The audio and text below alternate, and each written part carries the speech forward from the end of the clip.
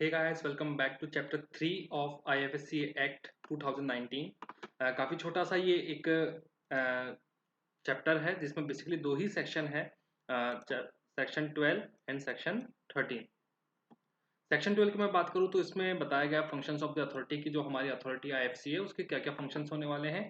तो बेसिकली इसके दो ही मेन फंक्शन है, डेवलप एंड रेगुलेट। ठीक है, क्या चीज़ develop and regulate? Financial product, financial service and financial institution, जो हम चैप्टर 1 में भी देख चुके हैं। इसके अलावा इसका और फंक्शन है कि हमारा ये जो IFSC होता है यानी इंटरनेशनल फाइनेंशियल सर्विस सेंटर, इसमें अगर इस एक्ट में जो भी हमारे फाइनेंशियल प्रोडक्ट, फाइनेंशियल सर्विस और फाइनेंशियल इंस्टीट्यूशन मेंशन है, उसके अलावा कोई और फाइनेंशियल प्रोडक्ट, फाइनेंशियल सर्विस या फाइनेंशियल इंस्टीट्यूशन अगर IFSC में परमिट करना चाहिए या ऐड होना चाहिए, तो उसका भी बेसिकली रिकमेंडेशन जो है हमारी अथॉरिटी सेंट्रल गवर्नमेंट को दे सकती है और फिर उसके बेसिस पर सेंट्रल गवर्नमेंट डिसीजन ले सकती है। सेक्शन 13 की मैं बात करूँ तो बेसिकली यहाँ पे power of authority in relation to financial product, financial services and financial institution given है कि इन चीज़ों के रिलेशन में अथॉरिटी की क्या पावर होगी। तो देखिए IFSC जो है, ठीक है, ये एक एरिया है IFSC, ठीक है, लाइक गिफ्ट सिटी है तो वो एक IFSC है। तो हमारे जो एप्रोप्रिएट रेगुलेटर्स होते हैं, हमने चैप्टर 1 में देखा था कि देयर आर 4 एप्रोप्रिएट रेगुलेटर्स।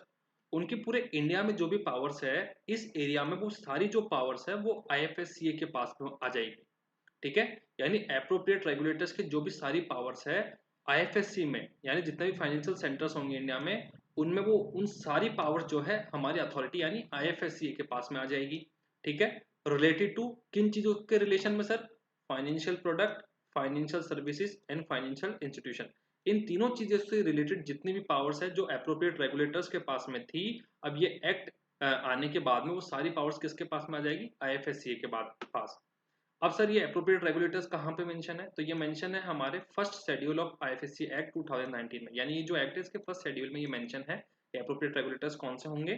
ठीक है, और सेंट्रल गवर्नमेंट अगर चाहे तो इस फर्स्ट शेड्यूल को अमेंड भी कर सकती है। अमेंड का मतलब उसमें चेंज कर सकती है कि अभी 4 एप्रोप्रिएट रेगुलेटर्स है यानी रेगुलेटरी बॉडीज है, सेंट्रल गवर्नमेंट चाहे तो इन 4 में से किसी एक को यहाँ से रिमूव भी कर सकती है या किसी और नई रेगुलेटरी बॉडी को इन एप्रोप्रिएट रेगुलेटर्स में ऐड भी कर सकती है। ठीक है, such amendments shall be laid before each house of the parliament. ऐसे जो अमेंडमेंट होंगे वो बेसिकली पार्लियामेंट के दोनों हाउसेस से पास होने चाहिए। इसके बाद में बात करूं the penalties, fines, fees and settlement. देखिए जितनी भी पेनल्टीज होगी, फाइन्स होंगे, फीस होंगे या सेटलमेंट होंगे, वो सब कलेक्ट या रियलाइज फॉरेन करेंसी में होंगे।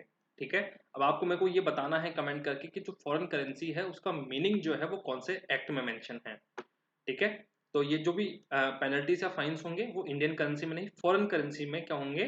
फाइन या पेनल्टी जो है वो कलेक्ट या रियलाइज होगी। इसके बाद में सर अगर हम फॉरेन करेंसी में फाइन कलेक्ट कर रहे हैं तो फॉरेन करेंसी की एक रेट ऑफ एक्सचेंज होती है, एक एक्सचेंज वैल्यू होती है। तो सर एक्सचेंज वैल्यू कौन डिसाइड करेगा और किस डेट की डिसाइड करेंगे? तो डिसाइड तो करेगा आरबीआई। आरबीआई जो नोटिफाइड करेगा foreign currency, foreign exchange rate, वो हम डिसाइड करेंगे। और सर डेट कौन सी होगी? डेट ऑफ ऑर्डर इम्पोजिंग, यानी जिस दिन पेनल्टी इम्पोज की है उस दिन की फॉरेन करेंसी जो फॉरेन एक्सचेंज रेट है अप्लाई होगी। ठीक है, और ये जितनी भी पेनल्टी से, देखो ये इंपॉर्टेंट क्वेश्चन बनेगा यहाँ से कि जितनी भी पेनल्टीज और फाइन्स है, आई रिपीट, जितनी भी पेनल्टीज एंड फाइन्स है वो सब कंसोलिडेटेड फंड ऑफ इंडिया में जाएंगे। ठीक है, अभी आगे जो अगला चैप्टर है वहां पे एक कंसोलिडेटेड सॉरी एक सेपरेट IFSC फंड भी बनेगा। ठीक है, उसमें भी कुछ चीजें जाएगी, लेकिन पेनल्टीज और फाइन्स जो होंगे वो कहाँ पे जाएंगे? कंसोलिडेटेड फंड ऑफ इंडिया में। ठीक है, अब इसी के साथ ये चैप्टर खत्म होता है। काफी छोटा सा ये चैप्टर था, आई होप कि आपको इससे हेल्प मिली होगी। Thank you. और चैप्टर 4 जो है वो बहुत जल्द हम वापस लेकर आ रहे हैं। Thank you so much guys.